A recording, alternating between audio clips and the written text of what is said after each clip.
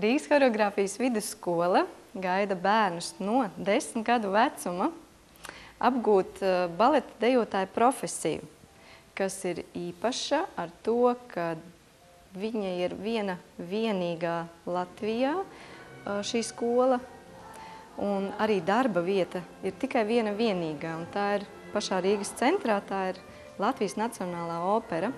Mēs apgūstam matemātiku, latviešu valodu, vispārējās stundas, un tad mēs nākam uz šo skolu. Katru dienu mums ir klasiskā deja, pusotru stundu. Tad vēl ir visādas papildus stundas, kā piemēram raksturdejas, modernā deja, baleta vēsture apgūstam arī.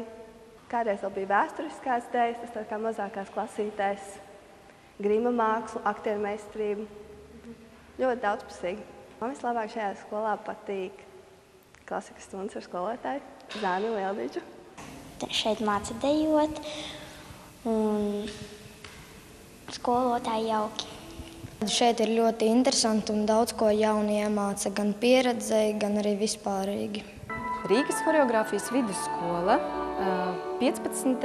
maijā 16:00 gaida it visus, kuri vēlas redzēt, zināt un iegūt kādu informāciju par Rīgas Horeogrāfijas skolu uz atvērto durvju dienu 31. maijā 19:00 Latvijas Nacionālajā operā. Jūs esat mīļi gaidīti uz izlaiduma koncertu. Tas ir mūsu absolventu koncerts, kur jūs redzēsiet šī gada absolventus un citus Rīgas Horeogrāfijas vidusskolas skolas audzēkņus.